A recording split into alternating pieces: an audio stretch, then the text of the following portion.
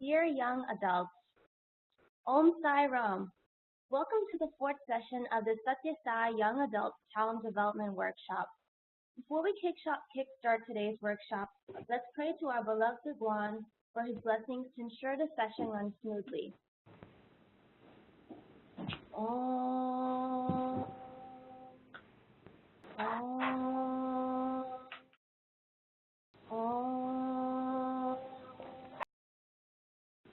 Dear Bhagwan, we pray to you to seek your guidance, to deepen our understanding, and broaden our thinking. Swami, with your divine blessings, may the skills that we develop from this workshop be used to aid us all in our daily lives. Today's session will be facilitated by none other than Brother Ven Virah from Canada. Brother Ven Virah is currently the National Young Adult Coordinator for Canada in Zone 1.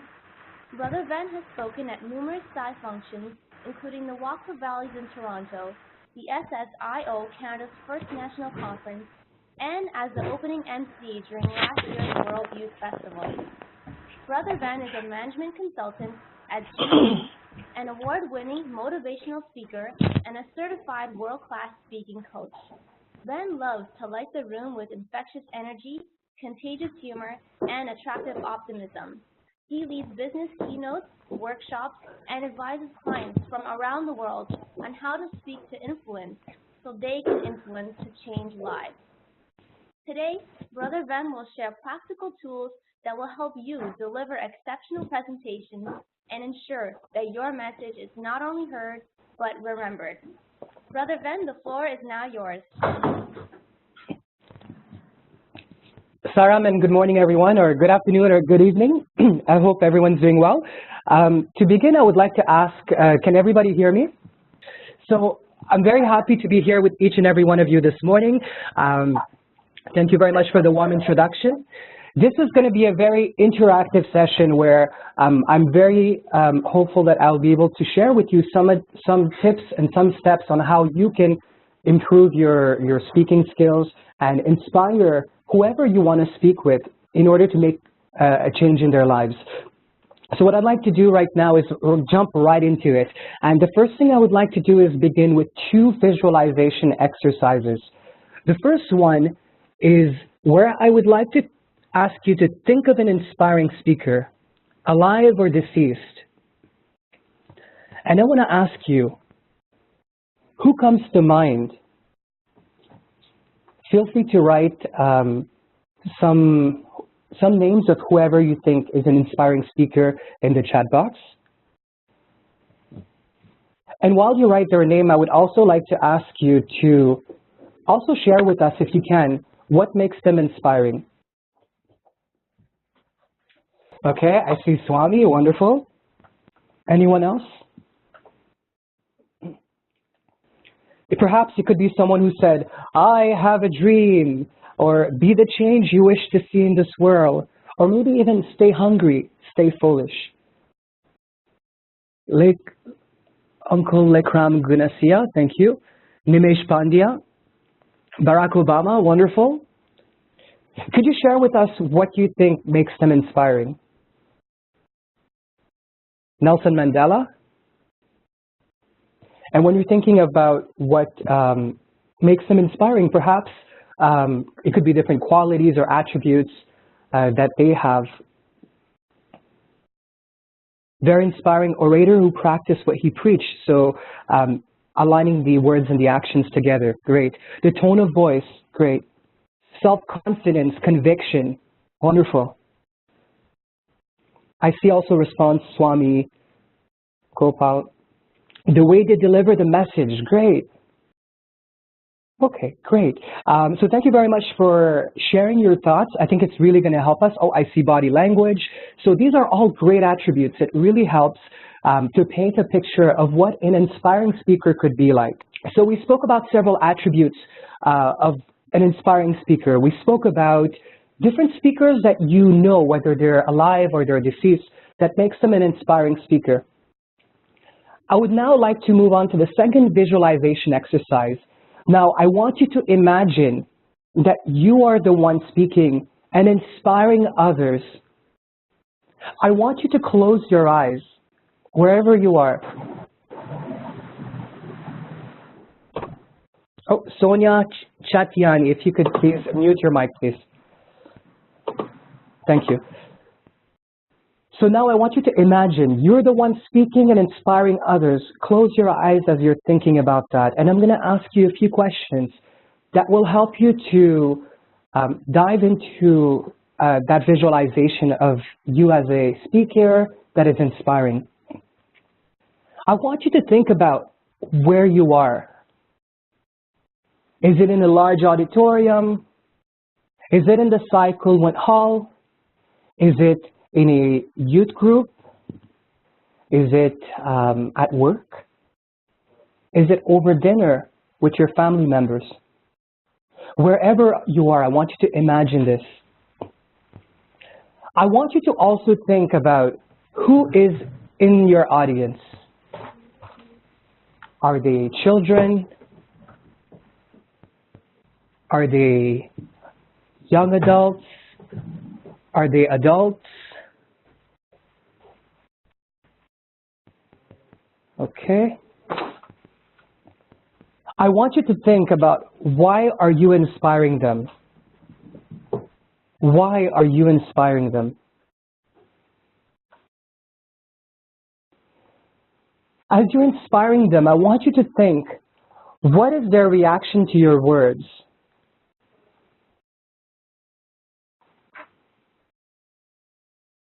What is it about you that makes you inspiring? Think about some of the attributes you shared before.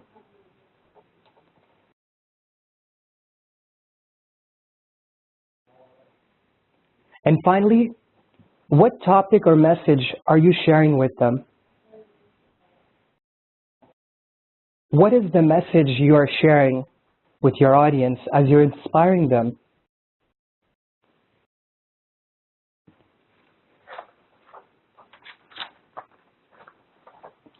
I would like to ask you to open your eyes. And I want you to write down on a piece of paper or somewhere else the message you have in mind. So think of the message you had in mind, that one message in that visualization you had in mind. It's a very important exercise. And what I would like to ask you is to write it down somewhere. And I want you to put it aside for now, because we will come back to that message later. Before we move on to the next slide, I would like to ask you if Sonia Shatani on the line, your WebEx is on. If you could please put it off, please. Okay, so now that you've written down the message that you would like to share, let us now move into the goal of this workshop. So the goal of this workshop is to provide you with 3 practical steps that will help you become the speaker that you just visualized. What I will do is I'll provide you 3 practical steps to help you become the speaker you just visualized. Because the speaker you just visualized is very likely the speaker that you aspire to be. I want you to keep this in mind as we will now begin with step number 1. Step number 1, the first step is the message. So step number 1 is the message. To begin, it's important for you to know the purpose of your message. When someone is speaking, what is their purpose? Is it to inform by providing information? Is it to entertain by making people smile, laugh, or feel lighthearted? Is it to persuade by trying to influence and change the opinions, beliefs, or behaviors of someone? Or is it to inspire? This happens by appealing to the feelings, emotions, values, and thoughts of others. So as you're looking at the screen right now and you're seeing that there's different purposes when someone speaks, I want you to know that when somebody's speaking, they can have more than one purpose. They can have multiple purposes to their message. Today, we will mainly focus on inspire.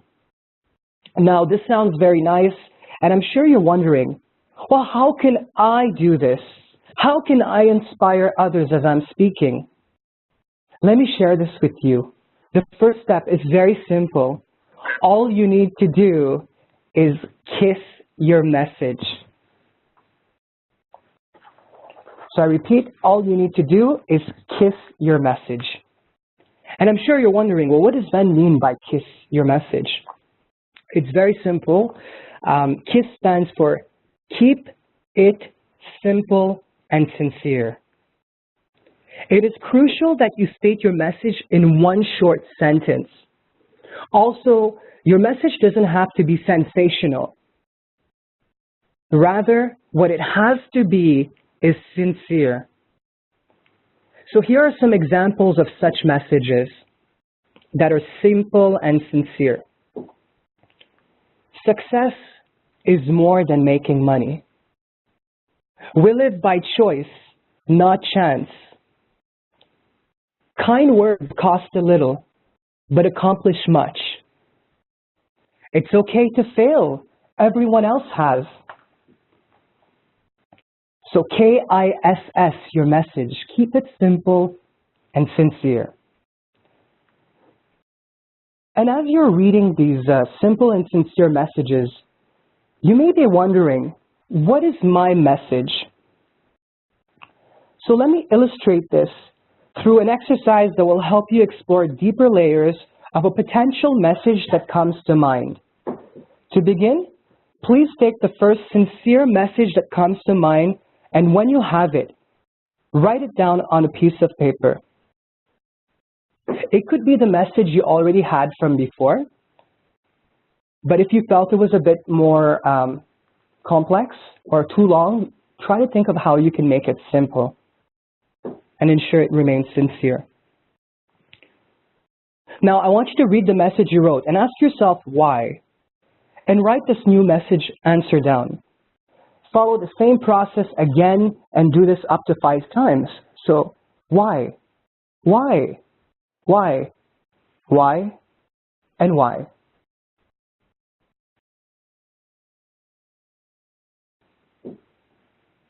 So you need to follow the same process again and do this up to 5 times. And by the 5th time, your message will be more refined, and if done correctly, this should be a message that you can certainly identify with. Now, the why exercise can help you in 2 ways with your message. The first one is it will help you to refine your message at a deeper level. So the more you ask why, you're diving into the why of your message. And the second is to give you 5 points related to your message that you can talk about. So to illustrate this exercise, I will do a role play with a young adult on this call. And as I was thinking of young adults, I was like, who can I reach out to? And I was thinking of young adults that met at the World Youth Festival from Hong Kong to Mauritius to different parts of Europe and the US and South Africa. And I was wondering who I can reach out to. And I'm very happy to share with you that I will do a role play of this 5 whys exercise with someone that is not only very close to my heart, but also very close to where I live.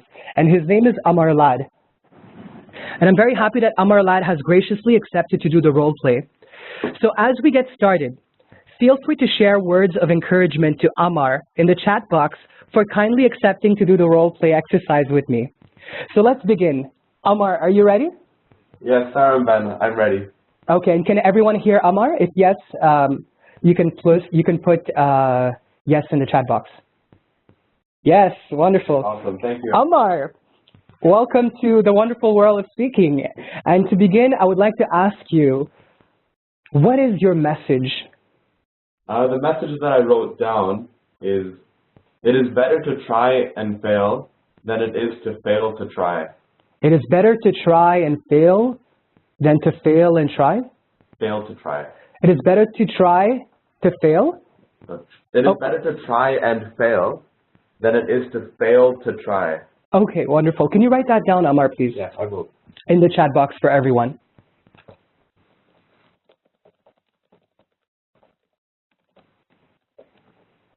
You probably can hear Amar typing, which is Great sound effects. Wonderful. Thank you very much, Amar. So Amar, I'm so happy you shared this with us, but I have a question for you. Why? Well, if you don't try and you don't fail, you'll never know if you can do it at all. Could you write that down, please?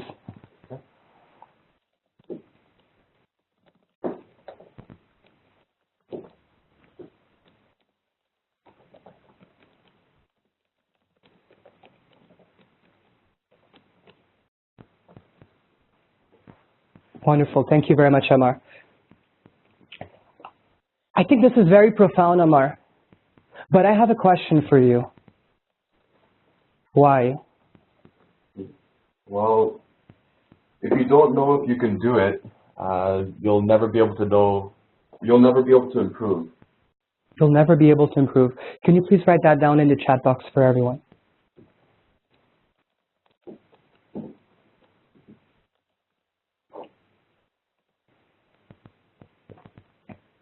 So you'll never know, you'll never be able to improve, which is great, Amar. But I do have a question for you. Why? Because improving gives you the opportunity to develop and find new skills and talents that you might have. Wonderful. Thank you so much, Amar.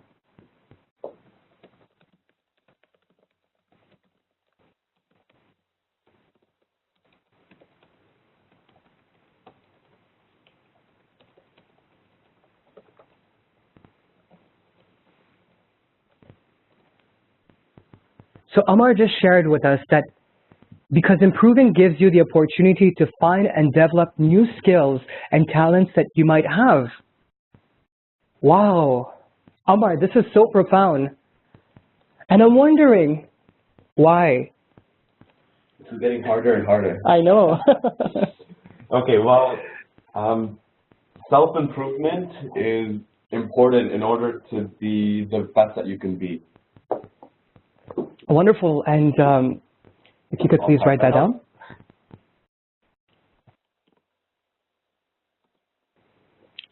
So I just want to walk everybody through what Amar just went through.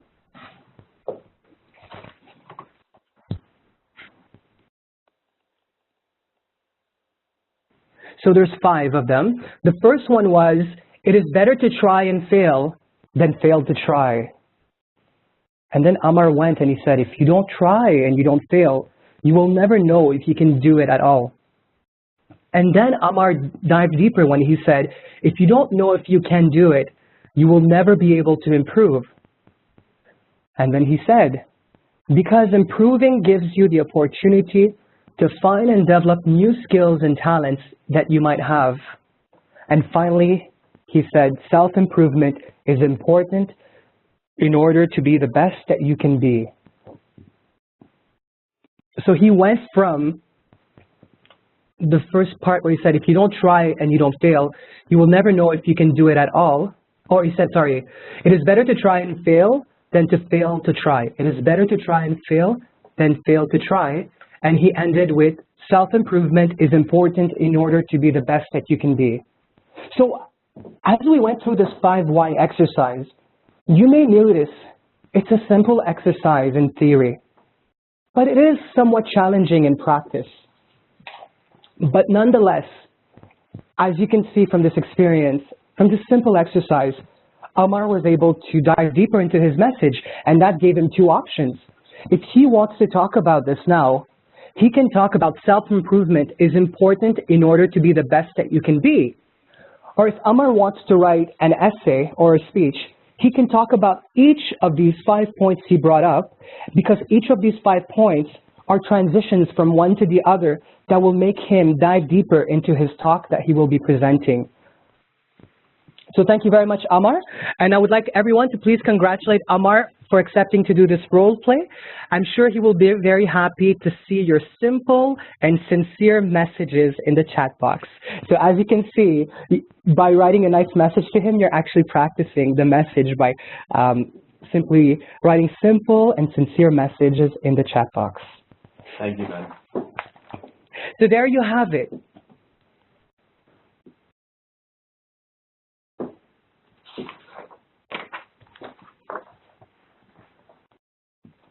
Swami said, when he spoke about messages, he said, "My life is my message, expansion is my life."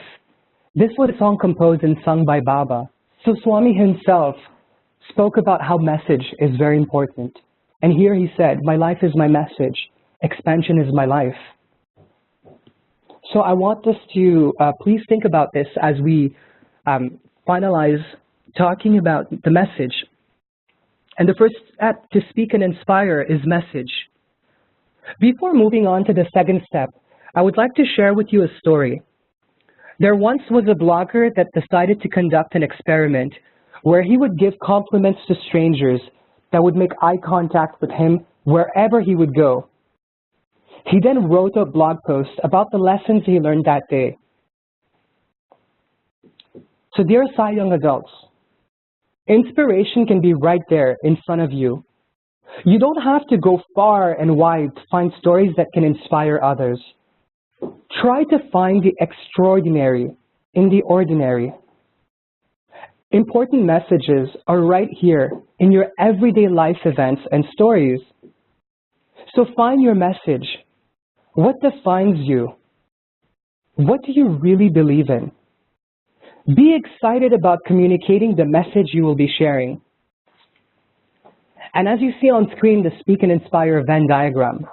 And as we are speaking about excitement, we are now ready to move on. Yes, it's a Venn diagram. Thank you, Amar. So as we are speaking about excitement, and we're now ready to move on to the second step, which is meaning. So we spoke about the message, and we're now diving into the meaning. And I'm sure you're wondering, what is meaning? So meaning is the life, in this context, is the life force that you bring when you speak. It's the energy that grabs and maintains the interest of your audience. This comes in the form of conviction, humility, passion, power, sincerity, enthusiasm with which you present. So the speaker's prayer is, "O Lord, please take me from message to meaning." Adding meaning to your message is so important because meaning is the bridge that takes you from point A, which is simply speaking, to point B, which is actually inspiring. And before I dive further into that, I noticed that somebody by the name of Andrea has asked, we going to have the information later? And yes, you will. So that's a very good point, Andrea. I'd like everybody to focus on the presentation itself. No need to write down, take notes. If you want to take short notes, you can, but we'll definitely make this available for you. I would love for you to go back and look at what I'm sharing with you, which comes from my own personal experience and also from the experiences that I've had of being coached by a world champion of public speaking, and as well from interviews that I've done with some world-renowned experts in speaking. So there's a lot of great information here. I'm giving you everything I know, and I would love for you to go back and read it. So no worries, definitely listen in, and we'll make sure to share the presentation deck with you so that you can have that information as a reference. So as members of the S.A.I. organization, you already are well equipped with messages that are simple and sincere that you can amplify with meaning. So let's take, for example, the 5 human values. As a leading young adult, you can speak your truth, do the right action, feel at peace, share the love, and this all makes you nonviolent. If you just list the 5 human values, it sounds good. But if you bring meaning, as you say, truth, right action, peace, love, and nonviolence, it sounds even better, both for you and your audience, as you will each further connect with this message through this display of meaning. When you're speaking in front of an audience, bringing meaning requires a great deal of vulnerability.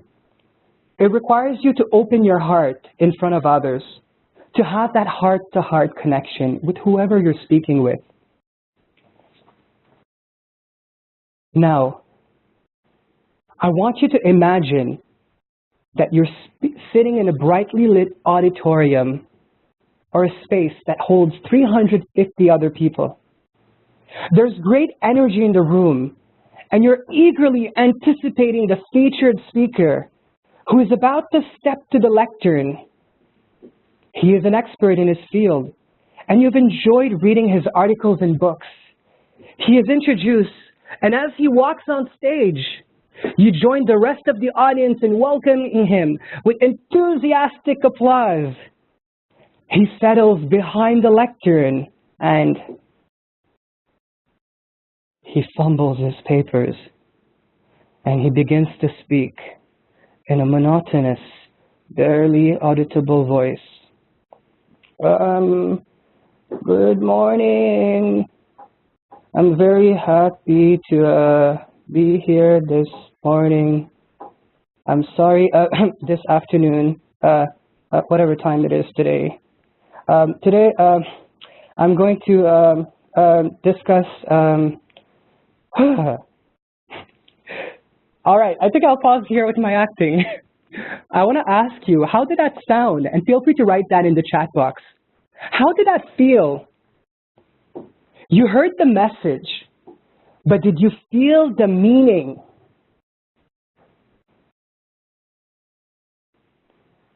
So I feel sleepy. I heard sleepy, deflating, boring. I'd zone out that very second. It is distracting. Unenthusiastic, like the most academic conferences I have attended. That brings an interesting point. So whoever said the academic conference, keep that in mind. Like you did not want to be there.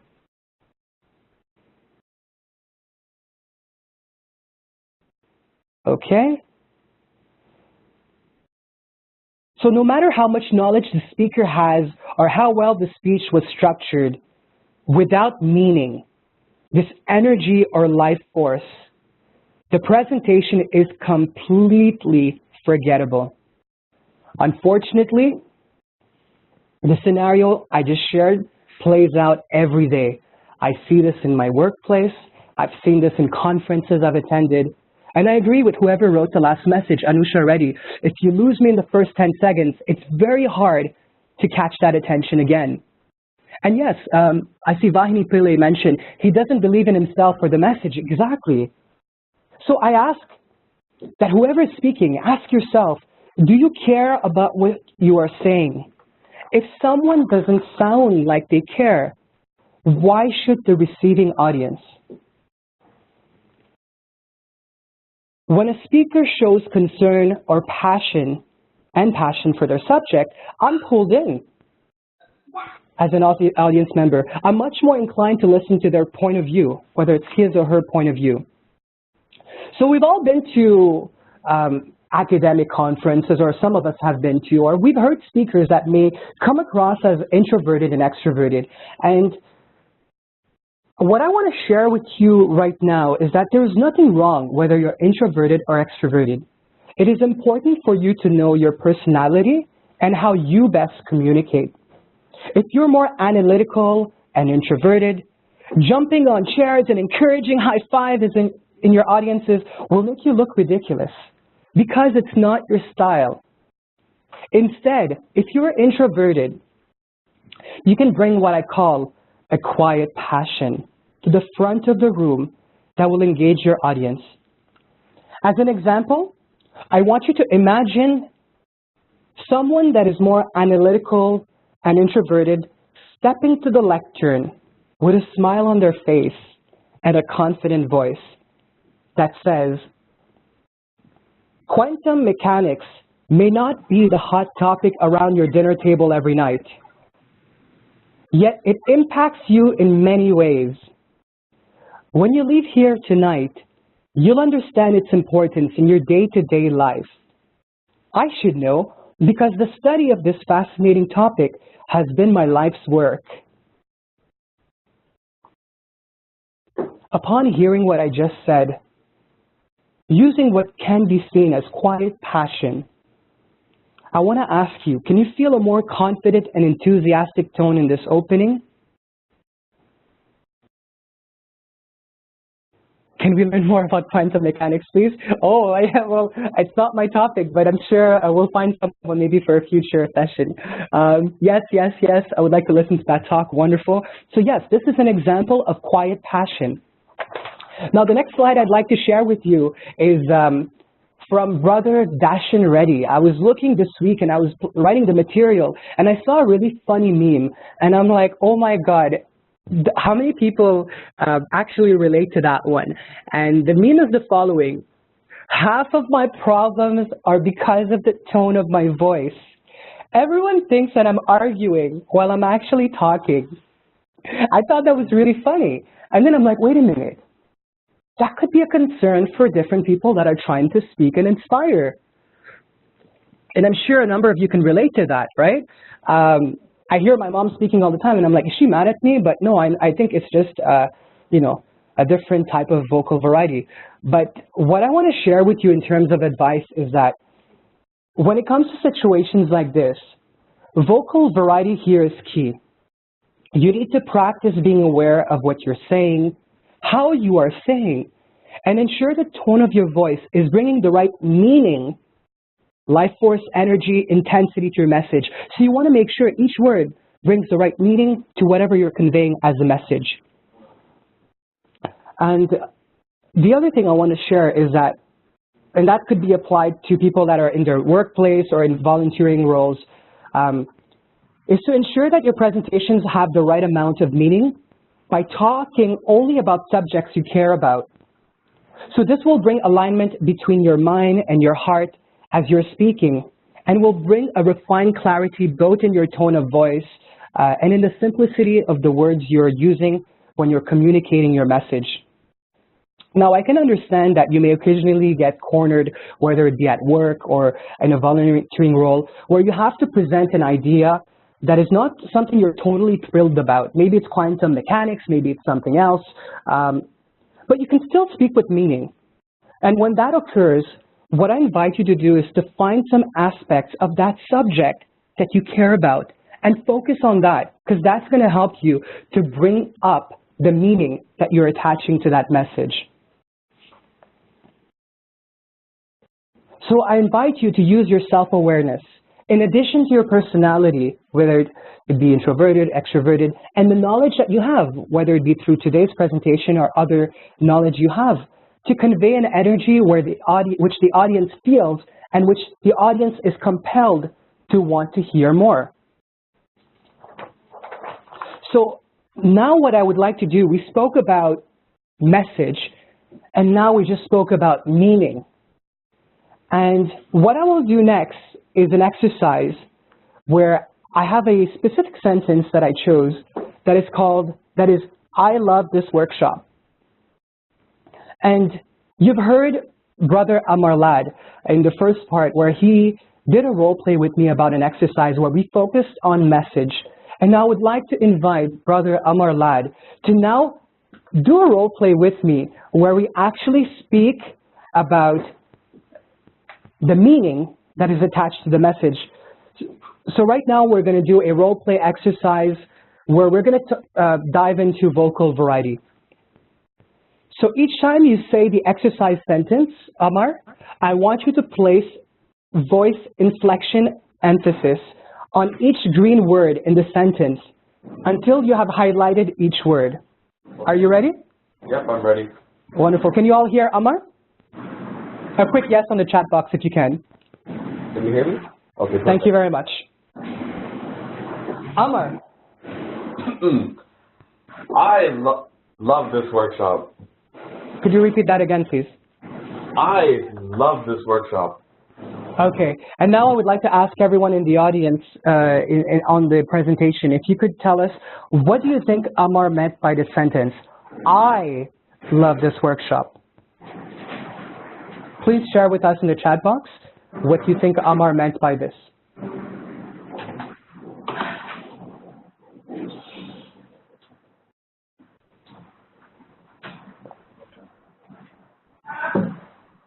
Okay. Oh, Pranab Kumar, if you could please remove yourself from the webcam, please. So in addition to putting your hand in front of the webcam, you can also click on a button on the right-hand side that can remove the webcam. Okay, so I see a few things. Okay. Perhaps in response to someone who has said that they're not enjoying the workshop, yes. He was stressing about himself. He said that he loves the workshop, him as a participant, that he loves this workshop. He was emphasizing his personal preference, so that is correct. Let's now try the second part, which is? I love this workshop.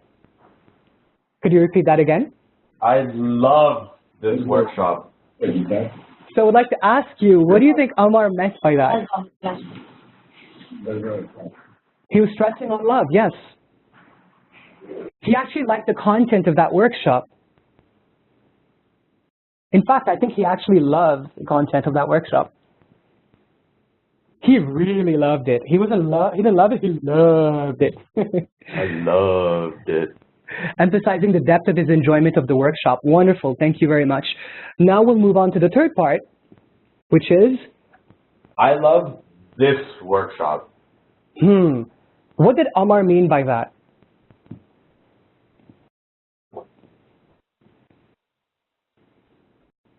He loved this workshop as compared to others, particularly this one, okay? That's correct. Precision to the workshop, specifically this one. Okay, he's comparing to others. Great. And now let's try the last one. I love this workshop. What did Amar mean by that?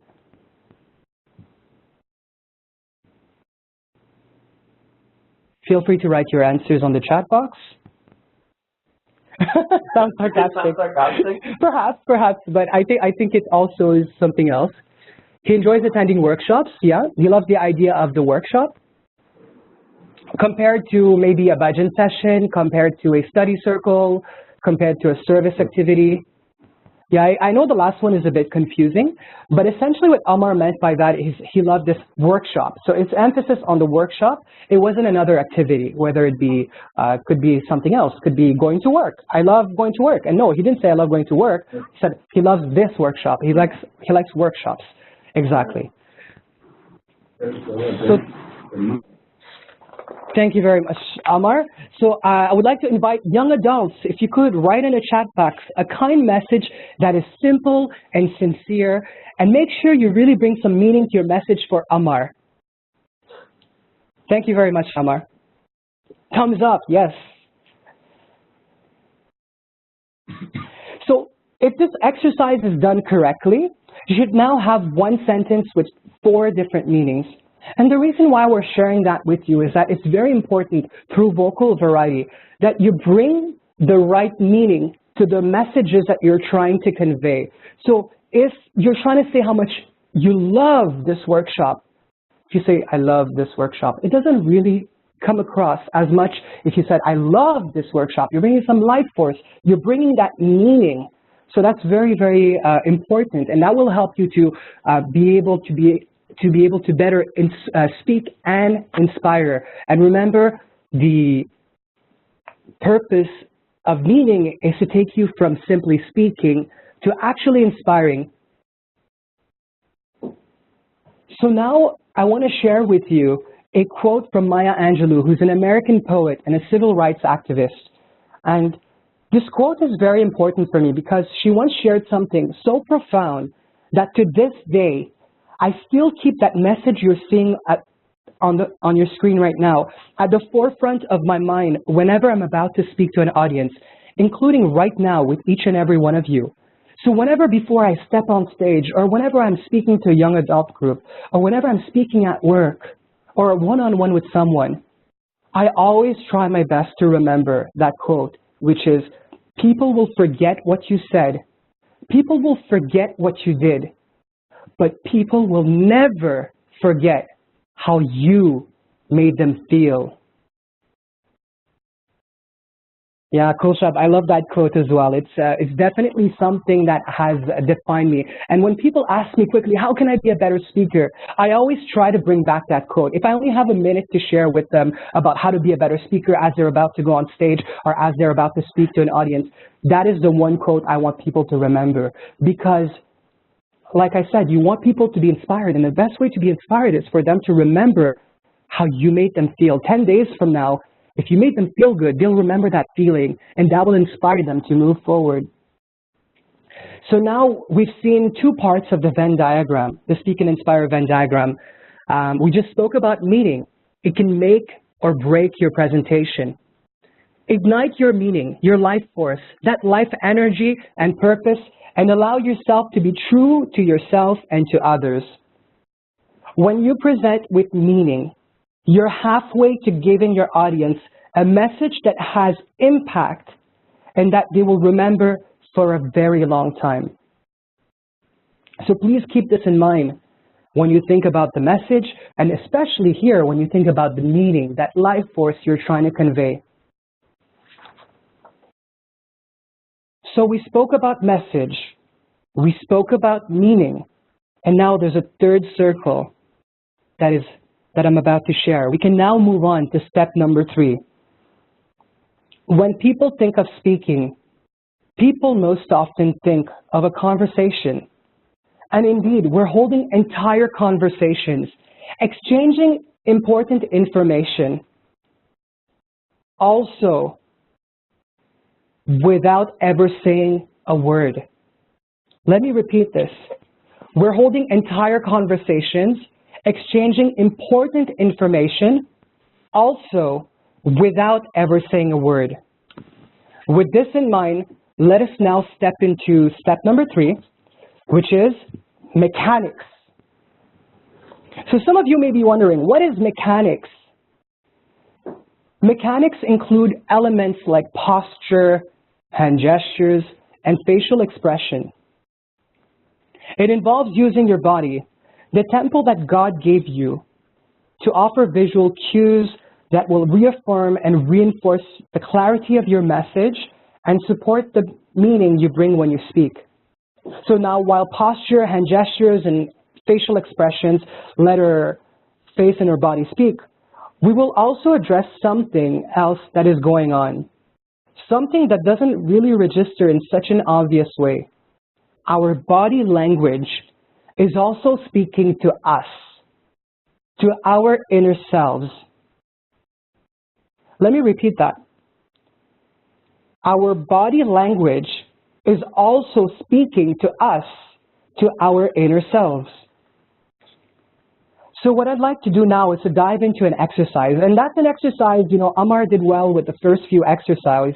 But now I want each and every one of you to actually participate in this exercise. And this exercise is an exercise that will help you to maintain a proper posture. I would like to ask you to stand up if you can. And if you must, you can sit down.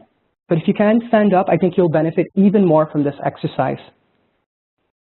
So I'll give a few seconds for you to stand up if you can.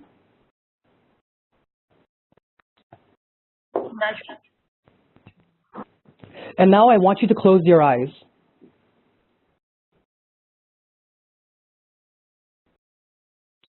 Whether you're standing or you're sitting, keep your eyes closed. I want you to imagine that you are a puppet with strings on top of your head, and those strings are pulling you up. And those strings on top of your head are pulling you higher. And they're pulling you higher.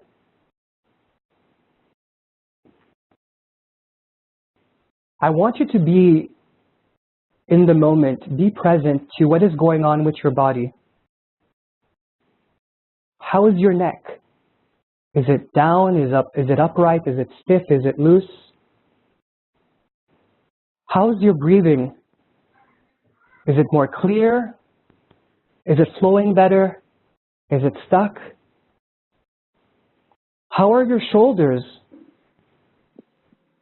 So as there's strings on top of your head, I want you to imagine that those strings are pulling even higher and higher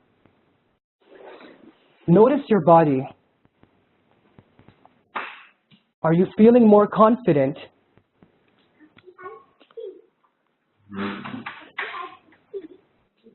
Okay. So I want you to open your eyes. So you may now return back to your original position, whether it's sitting or standing, but while remaining in a proper posture. So to erect your posture, you need to lengthen your spine.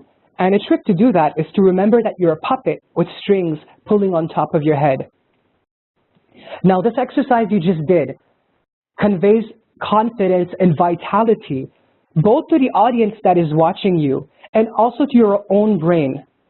A proper posture communicates to your brain that you are confident and that you have vitality. And that simple exercise can remove some of that nervousness that you may have as you go up and speak in front of an audience, because you'll be able to breathe better and you'll be able to have that upright position that makes you feel more confident. So as you look on screen, I just wanted to share with you some examples of proper and improper posture. So whatever is with a check mark that is in green, that is the ideal standing posture, a sitting posture. Whatever is in red is something you want to avoid. And remember, a simple trick is to adjust your posture properly, and that's to ponder on how you're a puppet with strings pulling from the top of your head. So allow this tip that I just shared with you to move your body into proper shape. So we spoke about posture. Another mechanic I'd like to share with you is hand gestures. And hand gestures is the most expressive part of body language. And I know a number of speakers that have come up to me or that I've coached before, they've asked me, what do I do with my hands?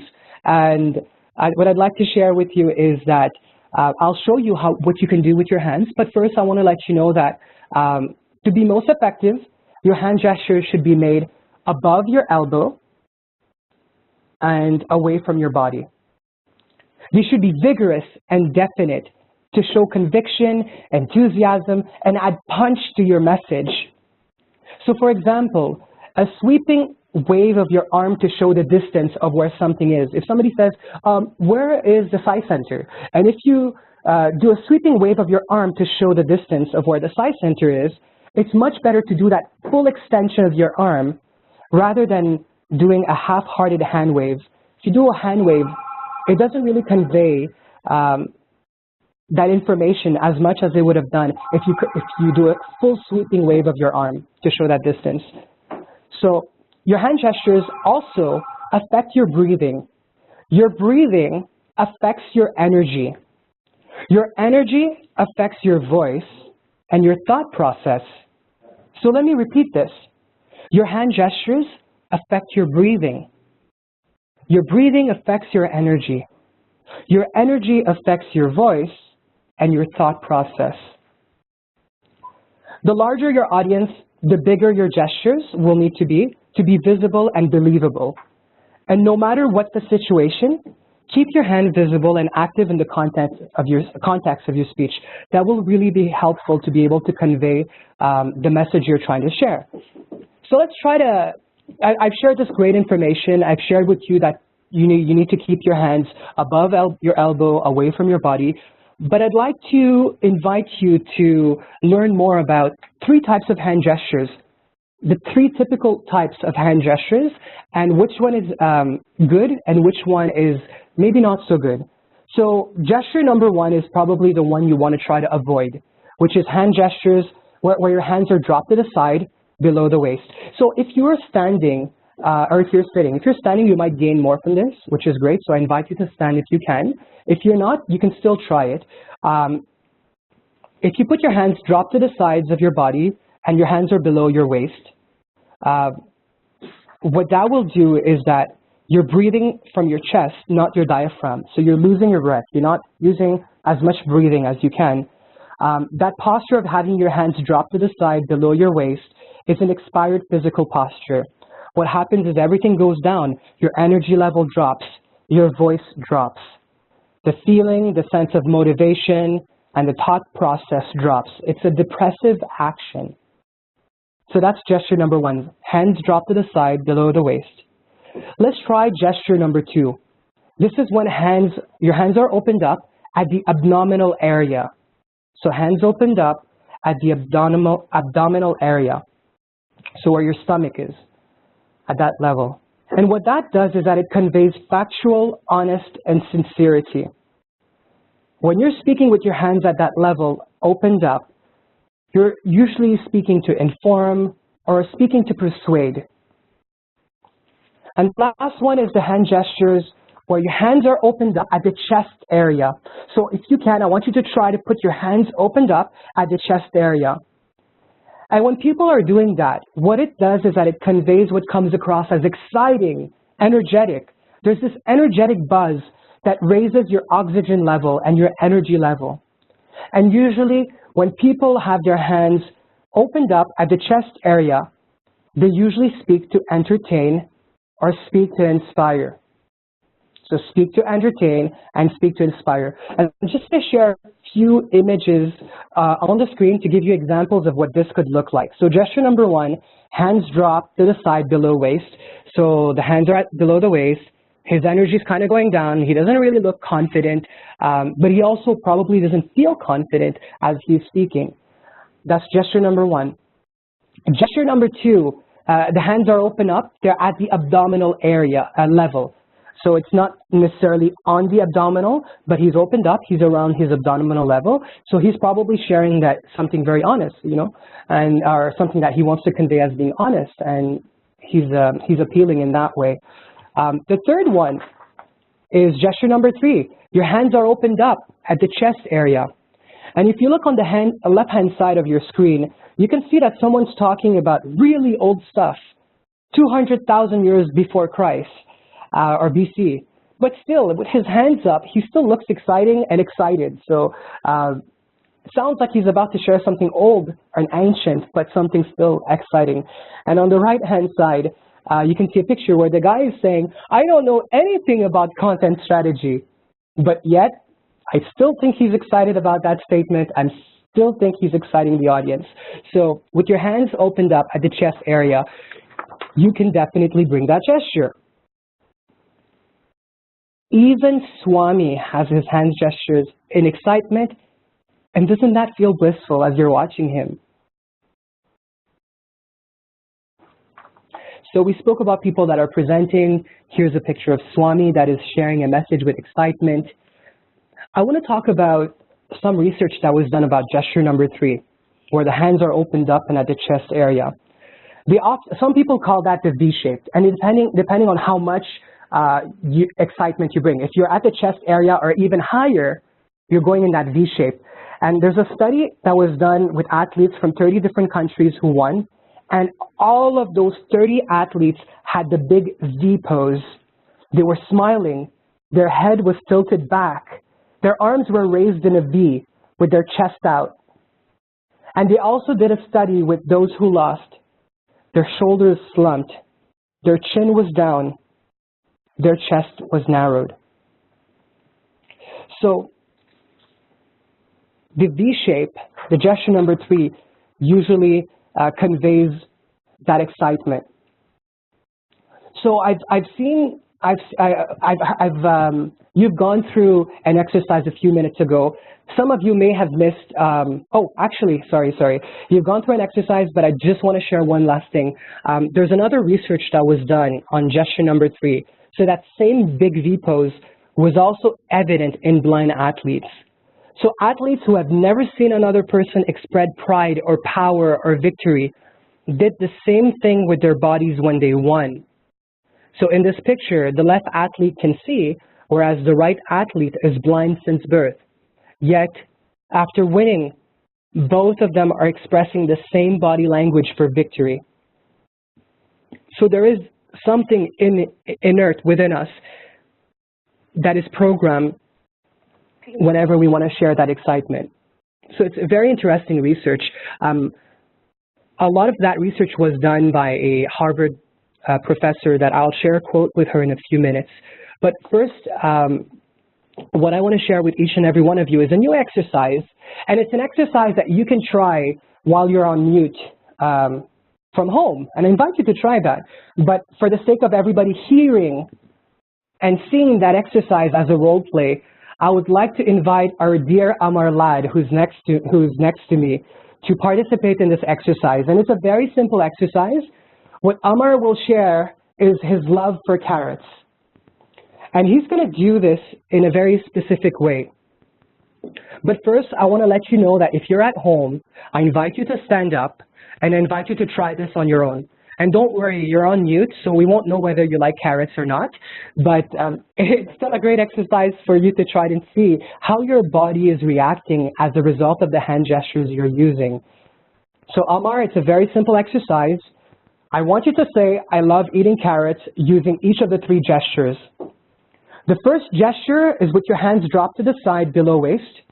The second gesture is your hands opened up at the abdominal area. And the third gesture is with your hands opened up at the chest area. So I want you to put your hands in gesture number 1, say, I love eating carrots. Gesture number 2, I love eating carrots. And gesture number 3, I love eating carrots. And if you're at home and you can actually try that exercise, I invite you to try this at the same time.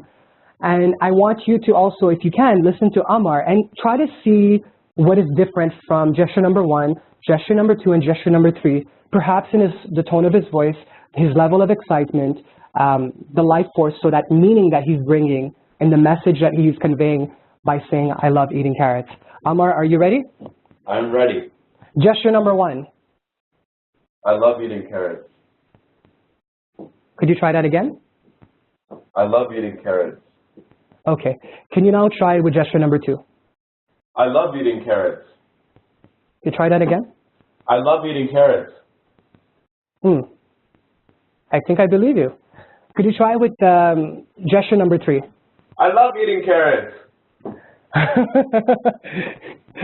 Amar's Amar, but I think you brought a lot of excitement there. Let's try once again. You can do all 3 of them one after the other for everyone in the audience, and really try to focus on your body and just let it out as it would normally come out.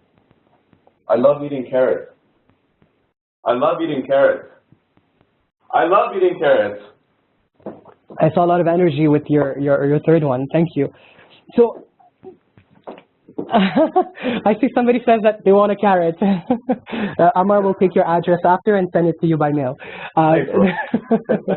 So what I would like to ask is, if you had a chance to listen to Amar, if you had a chance to try it at home, feel free to share in the chat box. If you can share in the chat box maybe some of the points you've noticed.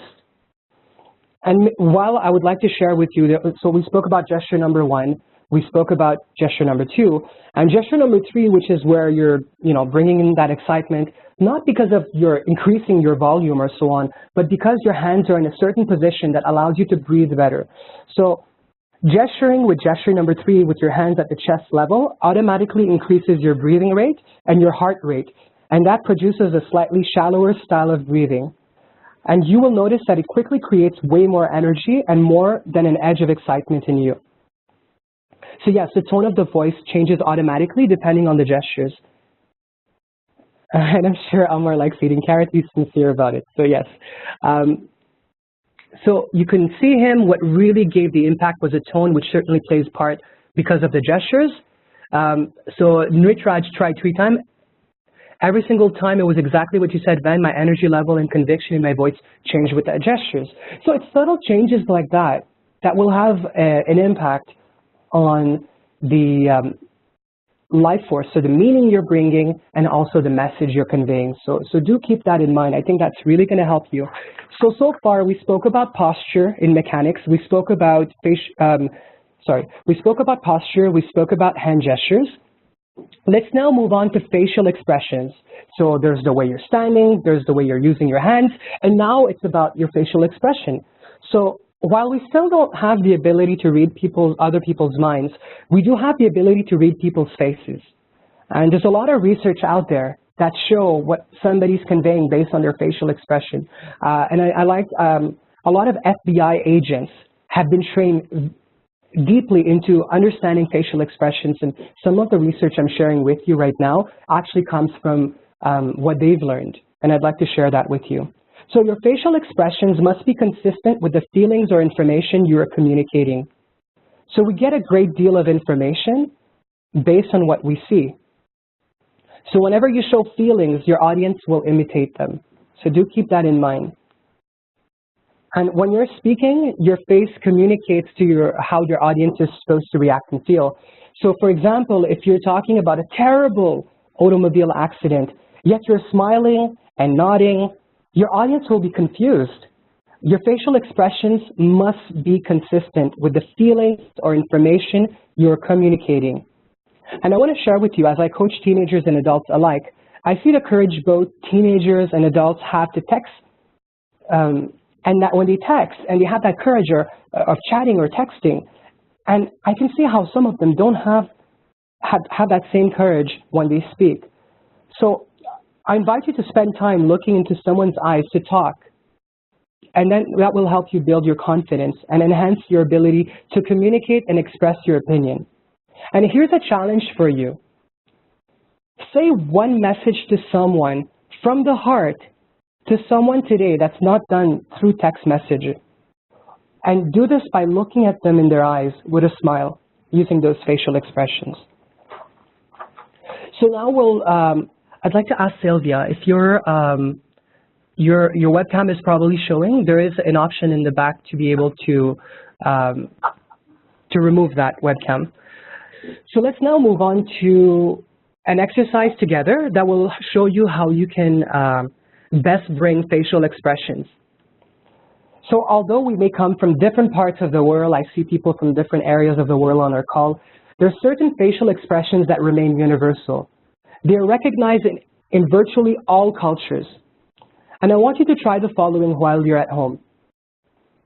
I want you to think about, if you want to show sadness, this is how you can do it. You need to lower your eyelids, so try to lower your eyelids, turn down your mouth slightly, and bow your head.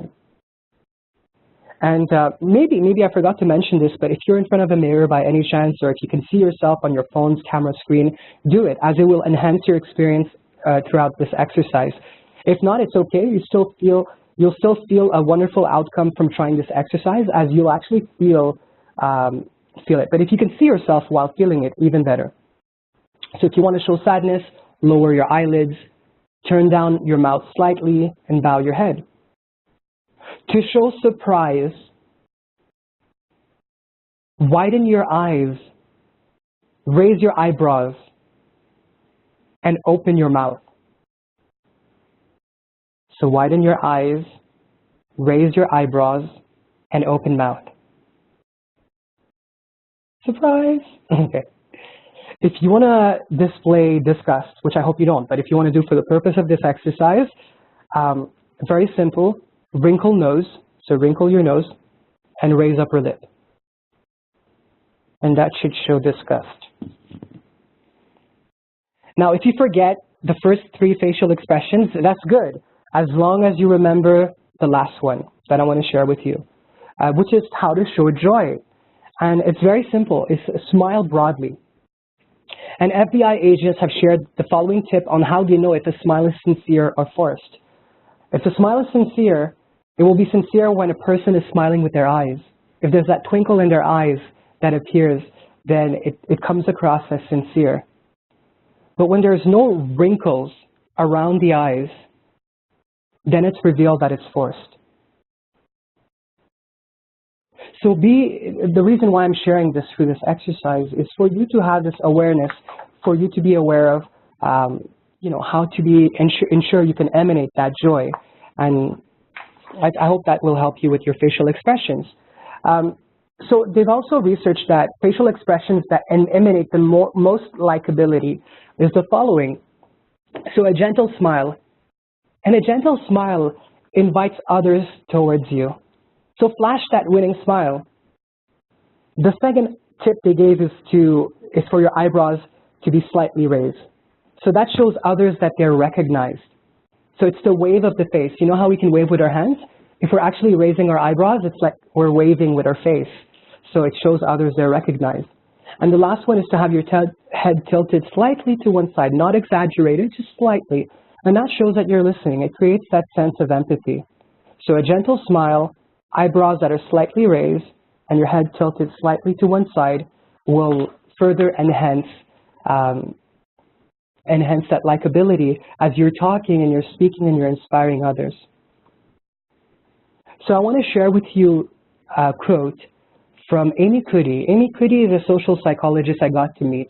She's a Harvard Associate Professor, and she's the presenter of the second most popular TED Talk, which a lot of her information about body language is what I shared with you through mechanics.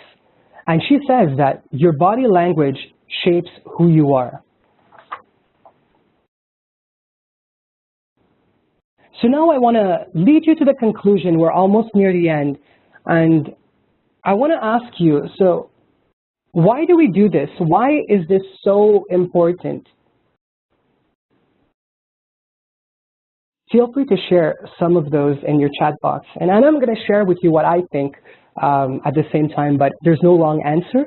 I think from the session we've gone through today, whatever resonated with you and why this is important, to speak and inspire using your message, meaning, and mechanics will really help you. So for me, the reason why this is important is to understand how to share our feelings appropriately with an audience, to give the listeners that are listening to us enough intensity or feelings so that they're compelled to join us and head forward with the vision of what requires motivated collaboration so that you can accomplish outcomes that are bigger than yourself.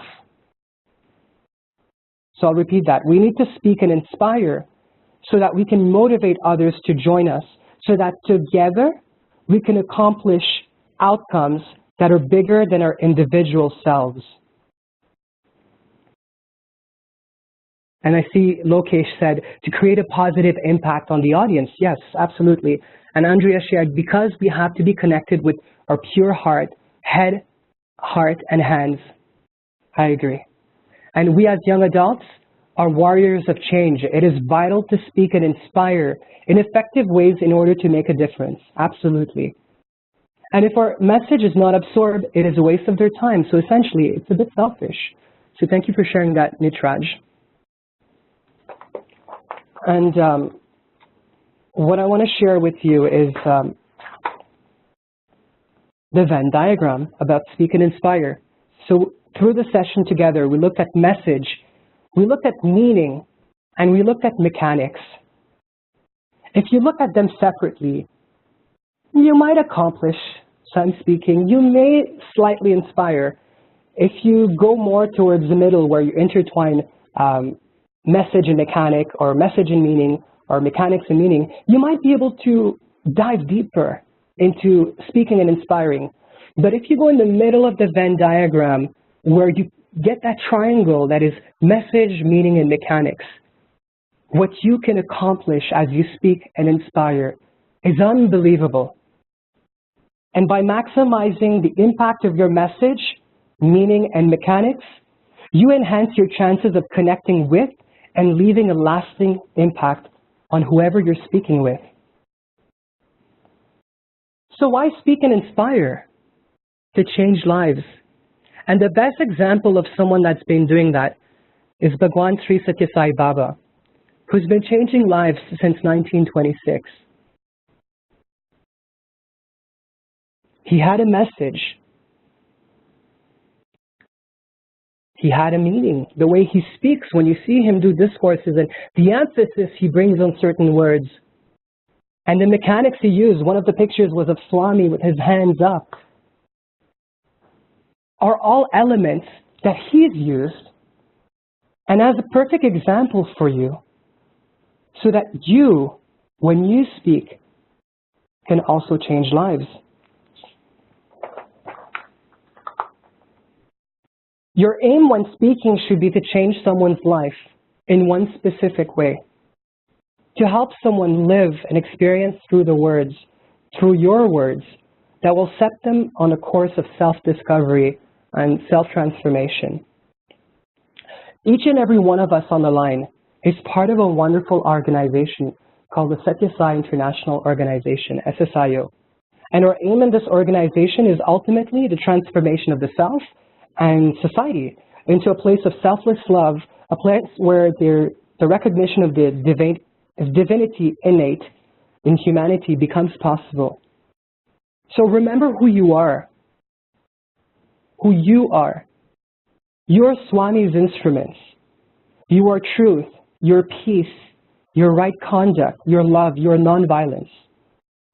You are leaders like lions, both within the S.A.I organization and in society. So earlier in this session, I asked you to imagine that you're the one speaking and inspiring others, and I asked you to write down the message you're sharing as a speaker. So wherever you are, wherever you wrote that, I want you to go back and look at that message that you initially shared. I want you to look at that message that you plan to speak and inspire, and I want you, to invite you to plan and speak and inspire using the topic you wrote down at the beginning of the session. That was the first thing that came to your mind. And I want you to use the steps we have gone through during this session together, using your message, the meaning, and the mechanics. In 2002, Swami reminded us that everything is within you. Take this blessing with you as you speak and inspire. And on this note, I want to end with a prayer that I've heard at the Sathya S.A.I School of Canada. And it's a universal prayer that children say. And as we spoke about message, meaning, and mechanic, I hope that this prayer resonates with each and every one of you. Oh Swami, be in my mind and in my thinking. Oh Swami, be in my eyes and in my seeing. Oh Swami, be in my ears and in my hearing. Oh Swami, be in my mouth and in my speaking. Oh Swami, be in my hands and in my helping. Oh Swami, be in my heart and in my loving. Jai Sai Ram.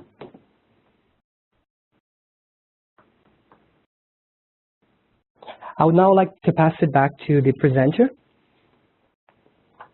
who will walk you through the next workshop session. Thank you, and Sai Ram. So much, Brother Ven, for sharing those tips on how to become an effective public speaker.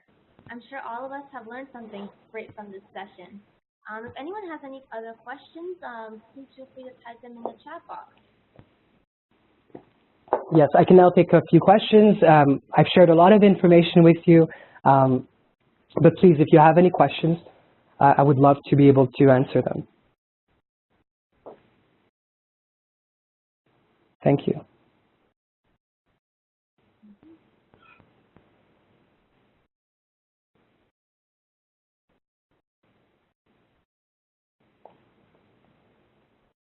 So as I'm seeing people writing some messages, I want to share with you in my experience a personal story that's very deep to me, and it's kind of my life's journey. And I started in speaking in an organization called Toastmasters.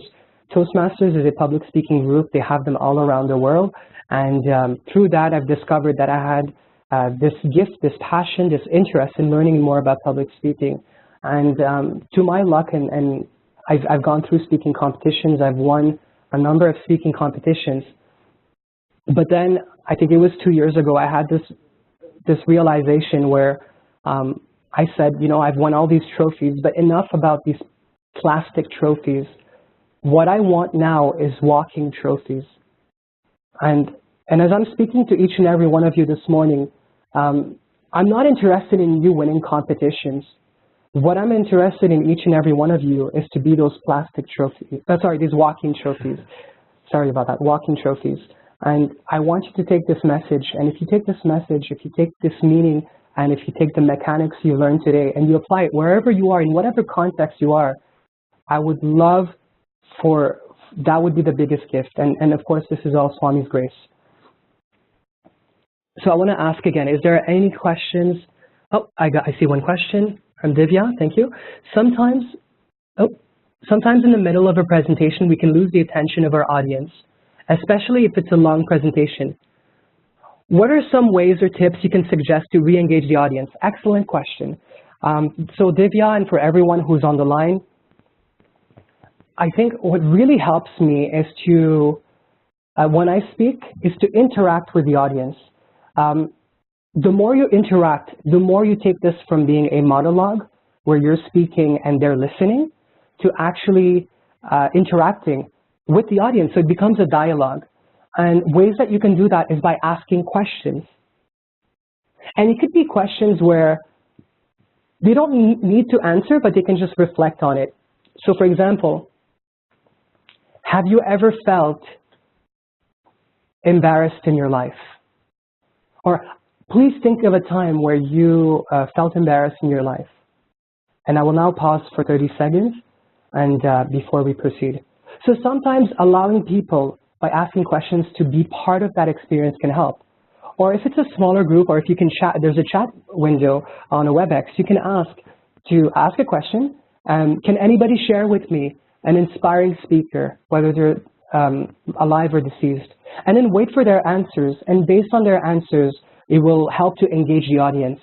I think that's one way to get the audience engaged. The other thing is so asking questions. The other thing is in the meaning. The meaning is 50% of what you're saying. So bringing that life force, that energy, is really going to help to get the audience to be activated and feel like they're connected. If you're excited about something, they're going to be excited too. They're going to imitate what you're reflecting. It's like a mirror, right? So those are some tips I can give you. So thank you very much, Divya. I hope that helped. And that will help to, I think, to re-engage the audience. Another question, Anusha Reddy. If I may just share in the mechanics, we should always maintain eye contact. It is quite scary when we're standing in front of a huge crowd, but what I usually do is pick one or two eyes who I'm able to connect and keep speaking to them. Wonderful, so yes.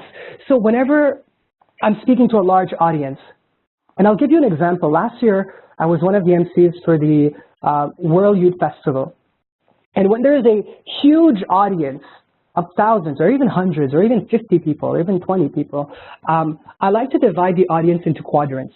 So there's the two quadrants on my left, on my right in the front, and two quadrants in the back, on the left and on the right. And I try to make sure that I actually go through all of that so that everybody feels that my eyes or my body is connecting in their direction. That's if you're speaking to a large audience.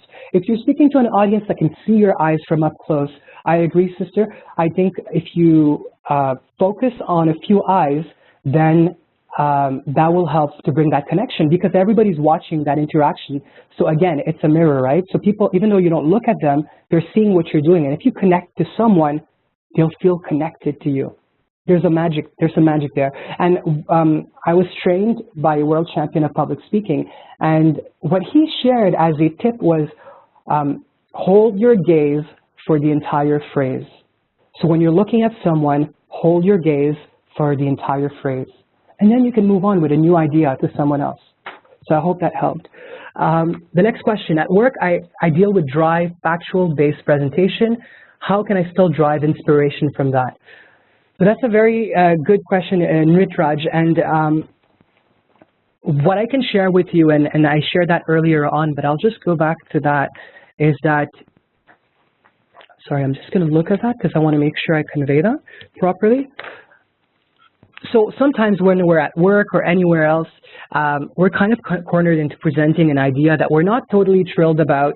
But what you can do is to still speak with meaning, and the way you can do that is find some aspects about the subject that you care about. There's got to be something within that subject that you can deal about. Find what excites you, and then bring that to the meaning that you're conveying. And even though it sounds dry, remember that you can bring that excitement. So you spoke about factual-based presentation. So what data are you excited about? Is it that you increased your ROI? Well, be the bearer of good news. Like, I'm very happy to share with you that our return on investment has increased by such and such. And by doing that, then you're picturing, try to think of how to picture the message you're conveying. And I hope that drives inspiration. I know it's not the easiest context, but I do think that that can help. Thank you. So the next one is Sravani. I'm an SSE teacher. I teach Group 2. I took some notes and was hoping to talk to my students about all this you've shared. Do you think this is appropriate for their age group? Do you have any suggestion? I absolutely think it's correct. In fact, in the beginning, I can tell you that I'm very passionate about young adults. I'm very passionate about children, and I share a lot of that information with them. I think it was we had an Ishwarama Day presentation where young adults, SSE children had to present a competition, had to present an idea through, I believe it was a competition. And I kind of guided them through the exact material that you saw. And they got it. And I think that the moment they're in school, they'll be able to grasp that information. I've shared a lot of information with you, but there is a way to keep it simple. And it's if you keep it to the message is about making sure the message is simple and sincere. And I'm sure children that are in Group 2 will definitely understand that. I think children, from my experience, and I'm giving you another example, is I actually had to help children that were at the S.A.I. School of Canada, and they had to do a speaking competition again. And what I did is they were very excited by the mechanics part, where I told them that if you want to use your hand gestures and you want to build excitement, use your hand gestures, up in the air. And they're very, very excited. In fact, to answer your question, I think that Group 2, whether they're in SSE, young adults or adults, will all alike gain from this experience. Wonderful. Any final questions? Oh, Amar? Okay. Sairam, sometimes during a talk, I tend to get diverted from the initial thing I had in mind to talk about. How can I overcome this? And I think the best way is through the message. So always remember, what is the message you're trying to convey in a simple and sincere way? If you remember the message in a simple and sincere way, then it will stick to you. And if you ever divert, you can always go back to your notes if you need to. But essentially, if you remember why you're speaking, what's the message you're sharing? Excuse me. What's the message you're sharing? Then you can drive on that. Right? So I hope this helped, and I will take one final question. Sometimes I'm required to make speeches to an audience who is not convinced or hostile to an idea I have to convey. Any tips to face this circumstance and make a positive impact to them? Yes. So the audience may not be convinced, but I think that if you sincerely are convinced that this is something that can help them, always think about your audience. Like, who are they? Why would they be inspired by what you're saying? And there has to be, you have to speak to an audience that will be receptive to your message. And usually if you're speaking, I'm hoping you're speaking to be a conveyor of something positive, something that will make a difference as you speak and inspire. So my recommendation is to go back to the message and really refine, why are you speaking? What is that message that you're trying to convey? Once you've built upon that and you're clear of what the message is and how that will impact them in a positive way, then move on to the meaning. And the meaning part will amplify, it'll bring that life force. So the energy that you feel when you're sharing that message will make them feel a certain way. Because remember, they may not remember what you said or how you said it, but they'll remember how you made them feel. And I think it's that feeling part that will really, really help to when you speak to that audience. And the last part, of course, is the mechanics. If you use some of that, that may enhance your message. But I think that for you, for your example you gave, really focus on your message. Make it very clear and sincere in terms of what you're trying to convey. And the last thing is the meaning. So how you convey that life force. So thank you very much, everyone. I hope this was of great value for you. It's all Swami's grace, and I'm very happy that I've been brought in a situation where I have this gift I can share with each and every one of you through my life circumstance, and I hope you benefit from that too with Swami's grace. So I'll now return it to the team that I'm very happy have worked really hard in organizing the Youth Talent Development Program that will share with you the next workshop. Thank you so much once again, Brother Ven. Our next workshop will take place on August 26th by Brother Rushi, and the topic will be on Aspired to be Inspired. Registration for the workshop has officially been opened. We will be sending out a feedback form in the next few days, and we would really appreciate it if all of you can take the time to fill out the form. Thank you, everybody. Let's close today's session with 1 Om and 3 Shantis. Om.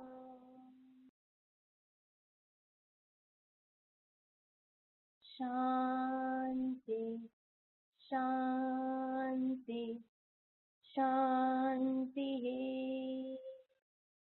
Jai Sai Ram.